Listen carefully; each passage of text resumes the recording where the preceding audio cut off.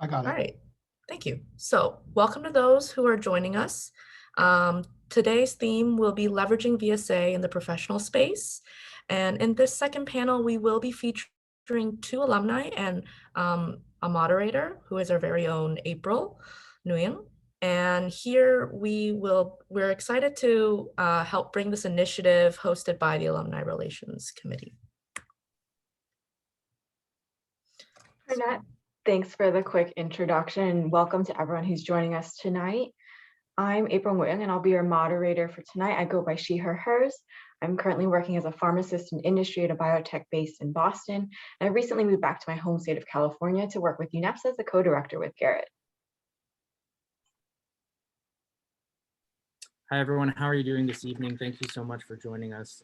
Really excited to host events such as these. Our committee members have put in a lot of work, so thank you so much for coming. Once again, my name is Garrett Grothy. I go by he, him. I'm from the New England region, and I work at Columbia University, and I am on the Alumni Relations team, so thank you so much. I hope you enjoy. Hello, NGM. My name is Alan Tran. I go by he, him, his. I'm currently residing in Southern California. I am excited to be graduating with my Doctor's of Pharmacy degree in this upcoming May, and I'm working towards becoming a clinical pharmacist. Hi, everyone. My name is Natalie. I reside in Toronto, Ontario, so I'm from the Eastern Canada region.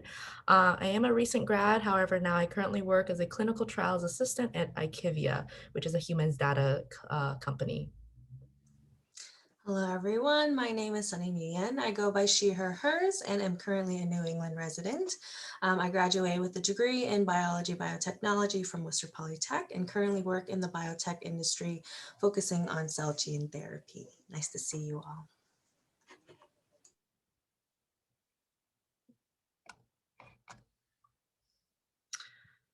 All right, so before we get started in the event, we would like to acknowledge the land that we reside on. To learn more about Indigenous communities and the original stewards of the land that you stand on, please feel free to use the tool, which will be shared in the chat, and feel free to type in your findings in the chat. We'd love to get to know. I myself am residing on the land of the Mississauga of the Credit.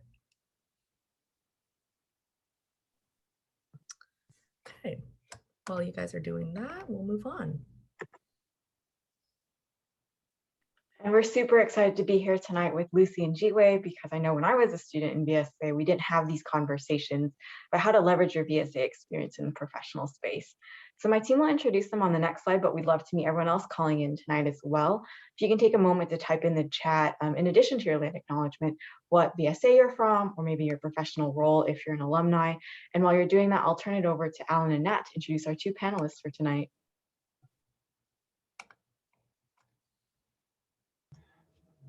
Thank you, Dr. Nguyen. It is an honor to introduce our first speaker tonight, Lucy Tran. Lucy Tran currently serves as a member of the UNAFSA Board of Directors. After obtaining her undergrad degree from the University of Colorado, Denver, she moved to San Francisco and now works in the tech industry as a recruiting programs manager for a software as a service based company called Box. Lucy went from recruiting talent to now supporting recruiting teams with change management and employment branding. Now to pass it on to Natalie for our next speaker. All right, thanks, Alan. So the next speaker we have is Jitwei Yue, who recently completed his third career switch and became a software developer with Vanguard, an investment company. After receiving his BBA in finance from the University of Texas in Austin, he worked primarily in government and nonprofit roles in Texas and New York across a variety of functions. Jitwei is a co-founder and the first president of UVSA South, former South Core, and UNAFSA President's Council member, CPP campaign team member of Children of Vietnam, and VSA Academy project co-lead. Again, please welcome Jitwei and Lucy to tonight's virtual panel. If you've just joined us online, take a moment to mute yourself. And if you have any questions throughout the panel, we do ask that you hold them for the end during the breakout sessions where you'll be able to meet with not only the panelists, but also our alumni moderators. And we'll go straight into the questions for our panelists. So our first question is for both of you. Lucy, if you want to start, can you share first how you've leveraged your VSA experience in the professional space? And what does it look like to reference VSA when interviewing, since it's technically not a paid job? Yeah, hi everyone. It's nice to meet you, Lucy, and thank you guys for the lovely introduction. I'm super excited to be here. I go by she, her, hers. Just to answer the first question and to kick things off, VSA has always been a really personal space to me, and I'm so glad that I was able to pull it into my professional space. I think the biggest thing that I've actually leveraged from my experiences is definitely the collaboration, the relationship building, and time management. I think everyone here can attest to that VSA, when you get pulled in and when you get sucked in, you do everything above the sky for your community, which means that you're meeting people, you're networking, you're using all of your resources that you're gradually building over time, especially in college and in university. And so personally, I feel like that's what's really taught me how to be much more time management focused. That's what's taught me how to interact with others and learn challenges like deadlines, learn challenges like, hey, how do we attract people? How do we, network and get to know others really well? And I think that's really one component I've leveraged personally, which really bled into like the networking, right? I think that's allowed me to now meet more people a lot more openly. I've always been relatively outgoing, but I think that's been an opportunity to continue to grow in, and especially in a career like mine where I'm recruiting, I'm talking to people all day, I'm building those connections and the relationships. I think that's really what's served me in my own professional space, especially from VSA. You start socially and then you gradually build from there, which I think is always super exciting. So I'll hand it over to Jiwei. So Jiwei, you want to share some of your experiences? Yeah, thanks, Lucy. Jiwei go by he, him, his, and also just very grateful that the Alumni Committee has put this together. Definitely would have benefited me when I was going through this journey a few years back. So how I've leveraged VSA, I think 3 main ways. I just kind of want to put it in buckets. Lucy touched on a lot of them, but just wanted to kind of re-echo the confidence in a professional setting where you have to understand that a lot of people coming out of college or university sometimes don't have very deep kind of work experience in a variety of different circumstances. And what's really interesting with VSA is you actually get to have a lot of those dynamics at play. And so Lucy kind of talked about, communication, talked about collaboration, time management. I really can't emphasize that enough, that that's a distinct advantage that you get if you are in a VSA. You're very active. You're not just showing up to an event, but you're stepping into a leadership role. So definitely help me out along the way. And then just kind of wanting to drill in, not only are you doing the work, but oftentimes in VSA, you're also sharing about it with other people, including talking to other members or even non-members, asking them to join in different events. That skill set of sharing ideas to other people who aren't familiar with what you do, even when you go into an interview, that's a core skill set that I think is very, very important. And I think taught me, when I was doing some fundraising work, asking businesses, for example, to give small donations, helped me gain the confidence to share about things that are important to me with total strangers. So in an interview setting, you can imagine how that could be very helpful. And then I think the last thing is just having that kind of network Lucy touched on. Actually, some of the jobs I've gotten were actually as a result of the work that I did in VSA. And so I think if you do enough work and you do it for long enough and you meet enough people, they kind of have a sense of who you are, and that gives you a lot of credibility. And if you're trusted, if people know and they're familiar with you, I think it makes it much easier when you go in job search for people to make that recommendation on your behalf. So those are the 3 answers I would give. Thanks both. I imagine now some of the students and alumni on the call are definitely be more confident about sharing these soft skills that you mentioned, like time management, team building, promoting your work. On the next slide, we have our second question, which is really about incorporating these VSA roles on our LinkedIn. So how would you approach this, Jiwei, if you could answer this question first? Yeah, so Lucy, really funny, just talked about using VSA as examples in job interviews. I think when you come out, again, that relative advantage over your peers who may have been really good at studying, but may not have as much practical work experience, I think VSA puts you in a lot of those different varieties of different roles where you actually get to gain more experience. And I think when you're talking in different roles, when you're looking at different roles, I think what's really important is being able to turn that experience into the kind of framing that an employer can understand the skill set that you bring. And so on LinkedIn, my specific recommendation in this area, and then I'm going to give the time over to Lucy because this is really her expertise. But I would say if you're looking to get into a specific area, do some research, look at some people who already have that role at the level that you want, and look at the keywords they're talking about. Again, collaboration, teamwork, leading a project. I mean, when you're running an event at VSA level, you're using the same skills. And I think if you use that kind of language that the employee is using at that role, or within that role, and just use the VSA kind of context that you've done this type of work on your LinkedIn, I think you can really help yourself stand out. Passing over to Lucy. 1,000%. Like, oh my gosh, GWA, +1 to all of that, and to everyone that's watching. As a recruiter, we use what we call Boolean searches, or in LinkedIn, there are algorithms that search for keywords for people within specific industries. And so that's the number one thing that you can do immediately is look at relevancy. I'm thinking about, you know, the types of skills or programs that you might have. That's really going to be super, super important. And LinkedIn, thinking about it, like how often do you look at a profile? A recruiter will look at it, or a hiring manager will look at it for 30 to 45 seconds maximum. And think about the content you digest daily on Twitter, Instagram, everywhere on a social platform. It's the same concept here. They have a short time in which they're going to skim your profile. So descriptive words are super important. And then also I get this question a lot is, you know, what do I do when I've moved on for VSA? Like, do I still keep it on there? You know, I get some alumni asking me like, is it still relevant? Even if I'm still a part of it? And I would absolutely say yes, just because a lot of people are looking for skills that are outside of your day-to-day job, whether it be, you know, you're still in school and doing a part-time job, or you're a professional of 10 years of experience. But just one caveat to that is that the further you go in your career, the less dense you want your previous experience to look. Your experience is going to be bulky in the job that you're going to embody today. And so making sure that they can reflect back on what you've done previously, but it doesn't take up 5-6 paragraphs on a LinkedIn profile, again, due to based on time of how much they're viewing your profile. So invest in that. It's the same as a resume. I almost duplicate my resume to my LinkedIn profile just because it makes it easier for me to track, and it's pretty concise that way too. So cool. Thanks. I find myself nodding along to everything you're both saying. So definitely a lot of this advice resonates to all of us. And I really do think that one of the best aspects of the VSA is the community it offers. So if folks on the webinar want to drop your LinkedIn and we can all connect virtually and build each other up, also feel free to add Lucy or GWA on your LinkedIn as well. They're great advocates for the community.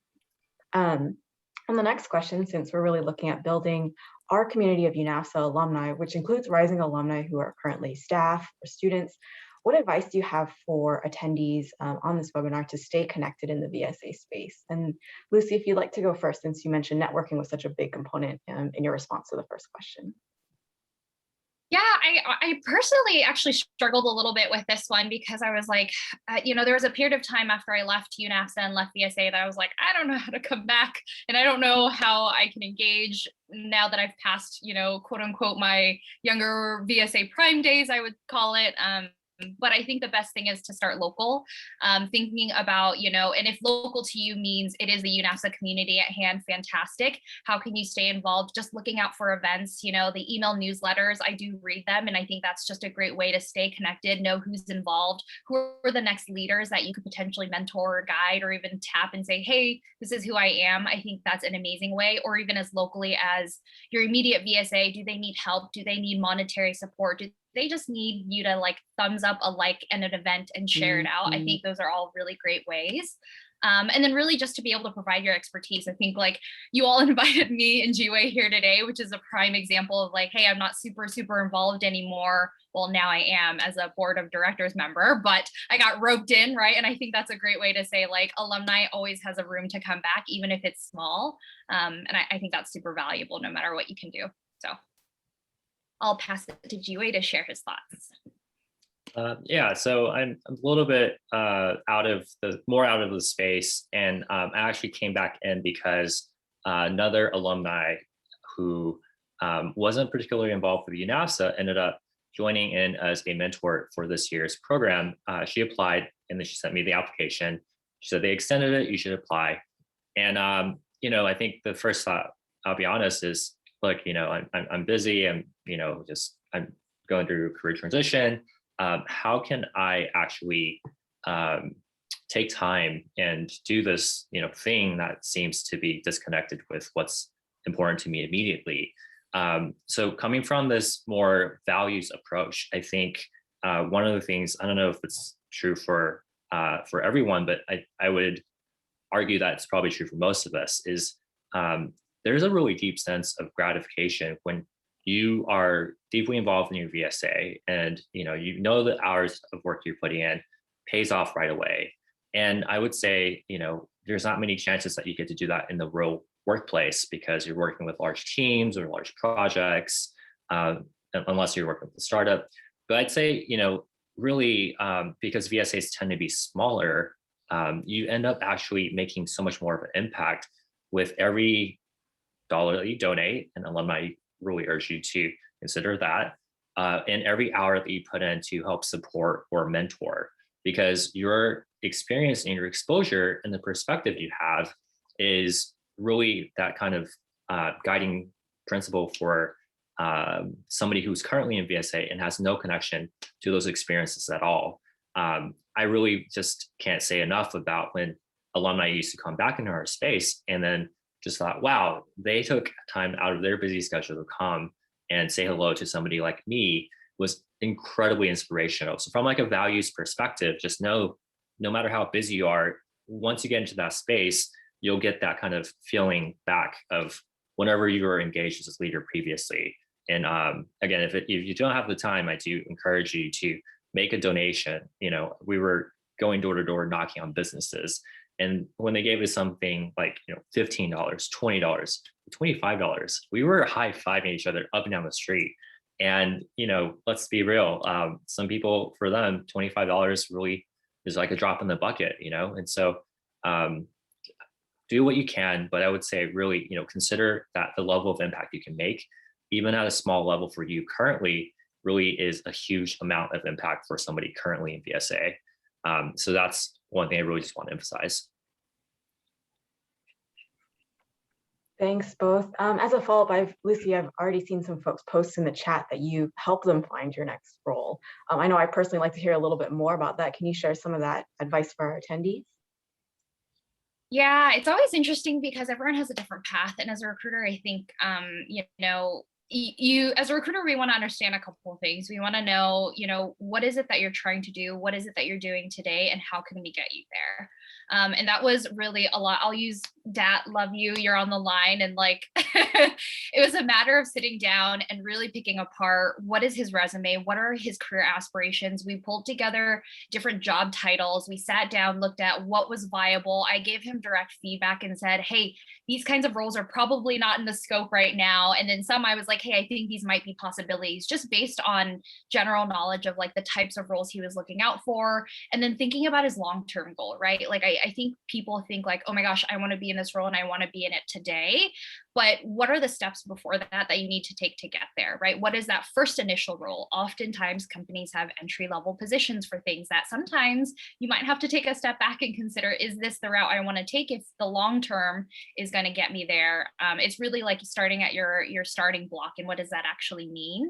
I think that's a prime example. And I've had other people who are like, hey, this is my long-term goal. I'm willing to make XYZ sacrifices. How do I get there? And directing them to job opportunities, having them sign up for subscriptions to job alerts. I think those are just basic things that I don't think people maybe be comfortable quite yet doing, and recognizing where they're at. It's really important just to start there, and then it takes time. I think most people are like, hey, I want to find a job today, but sometimes the right job is not there yet, and you may actually end up taking a job before your right job, before you get to that perfect role, and just making some of those sacrifices, I think, too. So I love seeing the journeys of folks, and like they end up in great places, and sometimes you have to take classes and programs and things like that to get there, but all very well worth it.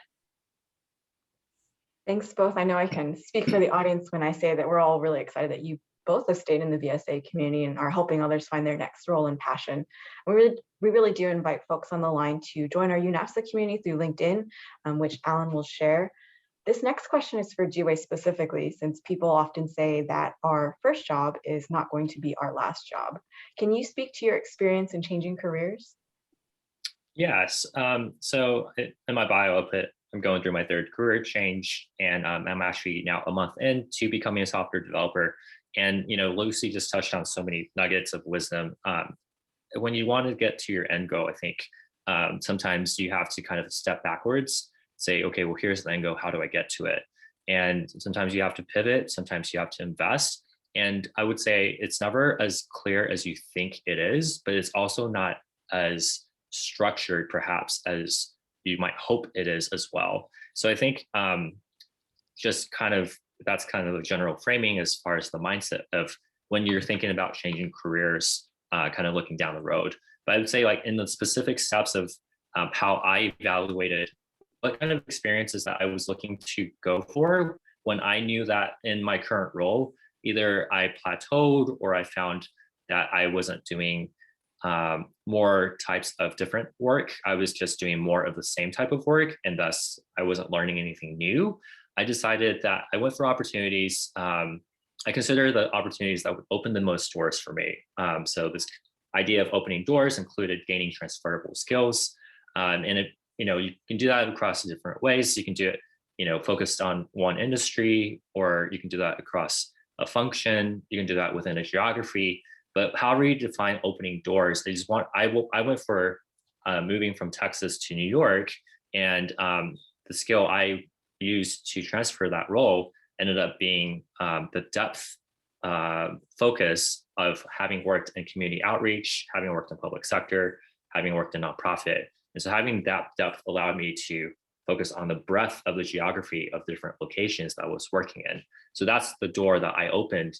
And so another idea that I just want to share, as far as maybe people look at coming out of college, and you look at the job market and you look at each job, and it seems pretty structured.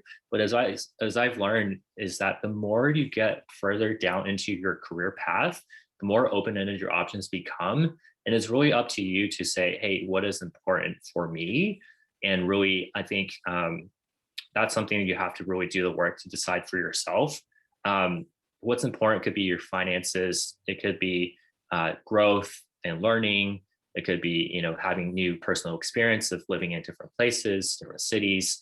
And so I think, use that as kind of like your compass, because it's always easy when things are going well, but when things get tough, you really want to have that clear for you. So, you can keep going, keep pushing through, and keep doing the work. It's not always going to be immediate, just like Lucy said before. Just want to help kind of convey that. And if Lucy has anything to add, then please do. Yeah, you covered it, Jiwei. Props to you. That's awesome. Like I haven't had a ton of career change, quite candidly. Like all of it was very trajectory, one direct for me. So like for someone to change careers, I think like one, you were super ambitious, and that's very exciting. And like it is possible. Like you're young, and it's, you know what I mean? Like people can do it, and it's not as hard as people might think, but I think it's just taking the leap of faith, which I think a lot of people in our space have done. So there's one last thing I just want to add really quickly. Because of people we meet now, we really don't know what pathways that they're on for themselves. Sometimes, when you keep in touch with people, it might come back down the road in very surprising ways. And so, if you're focused on one immediate career path, just keep in mind, maybe don't cut out all the people that aren't trying to get into, say, like, some professional pathway that's very structured, because if you end up leaving that, then you want to make sure, you still are keeping in touch with people in other aspects of life, and you can share, that change with them as well. Yeah, I'm really glad to hear how your experience in VSA has opened up more doors for you, and how you've also transitioned not only between careers, but between locations. I think that's rare, and like Lucy said, very exciting to hear from. So this next question is for Lucy. From your perspective in HR, how can we stand out as an applicant with our VSA experience? Yeah, I mean, just for any candidate, like I hire folks like in university and right out of college, and like oftentimes it's like we're looking at thousands of resumes and profiles, and it can get really jarring. But I think the people that stand out the most, and especially with VSA experience, is that whatever it is that they're doing is dynamic, and that they have, their connection piece to whatever it is that they're super proud of doing. And how you catch that on a resume is simply like how much of that content really enriches or sounds really enriching for whatever they were doing. So in UNASA and VSA spaces, we're doing a ton of fundraising, we're doing a ton of community efforts, right? A lot of touch points. We're looking for people who can put themselves out there. And I think that's the biggest thing you can do to stand out as an applicant. And then the second thing is to advocate for yourself when you do get an interview. I think most people think like, great, I've landed the interview, but they fall short on selling their opportunity and their, you know, or their experience, and advocating for yourself, not just at the point of your interview, but after that, post your career, and looking at how you can continue to advocate for yourself compensation wise, title wise, you know, opportunities at different places. I think that should be everlasting. And it, you know, just, it starts there at your application stage. And when you can catch the view of someone out there, and then it'll continue to grow. And that's the goal. So I think that's the best way someone could stand out, for sure. And then also knowing people. Again, I think Sunny mentioned connections, but like if you have a referral into a company, use that completely, because the more people you know, the easier it is. The conversations are easier. You're not starting off on a cold conversation. So that's my advice. Thanks, do you want to add to that? Oh, sorry. I'm just like, great. I'm basking in this wisdom. I would say as an applicant, when you're first starting off, I think it's hard to place again, I said this earlier, but place your experience in the context of what employers are looking for.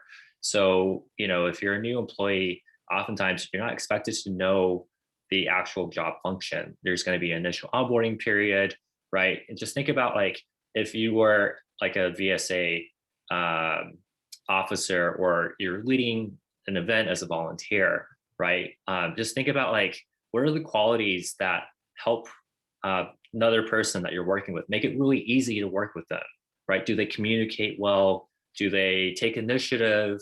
Do they, you know, focus on going the extra mile and, you know, noticing what needs to be helped out? And I think there's like a lot of those things that we kind of undervalued because we just focus on, oh, do I have the right skills? Do I have the right experience? And frankly, when you come out, you're probably not going to have a lot of that. And companies might really just say, look, you know, you have a good personality, you've got the right character traits, we can teach you all those skills.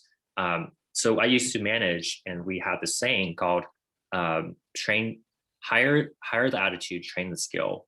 And so I think, you know, one thing when you go in as an applicant, especially, you know, once you get in front of somebody, you just want to make sure that's what they're left with, is that you're somebody who's going to make it you're somebody that they can really rely on. And I think if you can leave them with that impression of yourself and convey that through the VSA experience that you've done, I think you really come out ahead.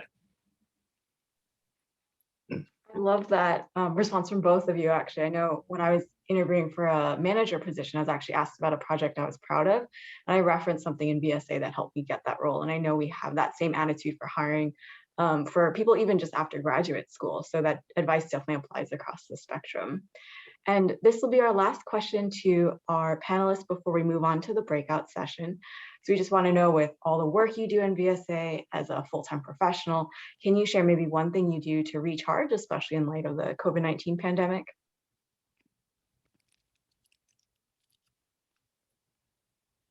Yeah, I can go first. Basically, with I'm not doing quite so much with VSA per se, but when I was, a big part of it was having activities that I could do, that I could recharge myself in without the context of VSA in the background.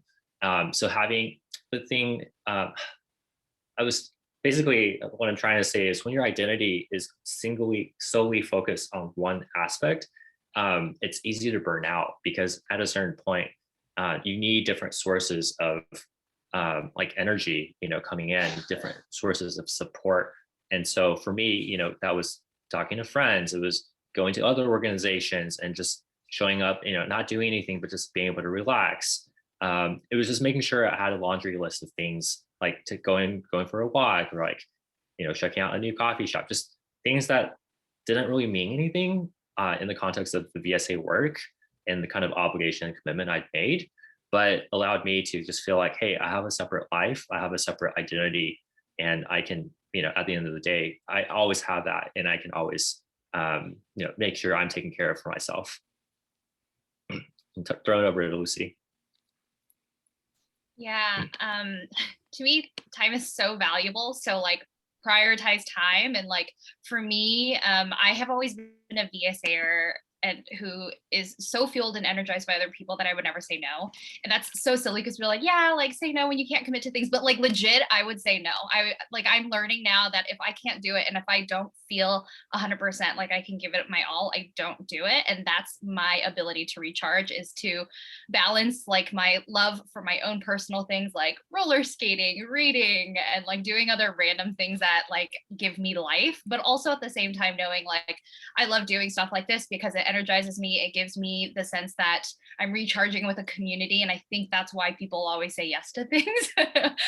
But to a certain limitation, like I can't do this all the time or else I might just burn out and not give it 100%. And I'm half a person and half a soul when I come to these things. So that's what I feel like. That's how I preserve my energy. And that's how I stay sane, is like prioritize what's important, and what's important to you and not to other people, and what you think other people might like rely on you for, because honestly they can do it too. So I felt like 30-second tidbit. Our president of VSA my senior year or my junior year, he was doing like a capstone project. He was founding a social innovation project. He was dating somebody for the first time. He was blah, blah, blah, blah, blah, right? And he was the president of VSA, and we had like 300 members. We were huge. We were crazy. And yet he was a very good president. And the lesson there is, there's a saying, give the task that you need to get done to the busiest person on your team. And the reason is because when they have other priorities, they're going to make sure that they're doing it as efficiently and as effectively as possible. And so if VSA is your whole life, it's easy to let that bleed into the self-care time normally you would give yourself, but you would forget if you only had one thing to worry about. So just keep that in mind. Thanks both for sharing. We wanted to do a quick plug on our next diversity and leadership topic, which is actually around mental health. So a lot of what you're saying really does resonate with us in terms of making sure you recharge, and kind of also delegating the work too. So thanks again to everyone who's joined us today. We allotted half an hour for the panel, and I think we all learned some really great advice, and a lot of what they've said I know I nodded along with. So as Lucy and Jiwei mentioned, there are so many ways to leverage your VSA experience in the professional space. There's community building. You can highlight your project management experience, and you really never know how your VSA roles can open up more doors for you. So we're really excited to be in community with everyone on the line today. So at this moment, if your camera's been turned off, we do encourage you to turn it back on for the next session, which will be the roundtable session with our alumni. And while you're doing that, Nat's going to share how you can stay connected with the UNAFSA community. All right, guys. So again, thank you very much for hearing our two wonderful speakers speak today. I've definitely learned a lot about how I can utilize my experience in VSA in order to stay connected with other events that the Alumni Relations Committee will present. First of all, feel free to add your information to the alumni directory. If you would like to join our LinkedIn group, I know a lot of you have already dropped your LinkedIn links into the chat, but if you want to connect with the greater alumni community, please feel free to join the group. We have an upcoming social, our self-care social. Sorry. So you can go register for that event there, and as well as if you have any questions, please feel free to contact us via our email, alumni.relations@unafsa.org. All the links will be posted in the chat. So, all right.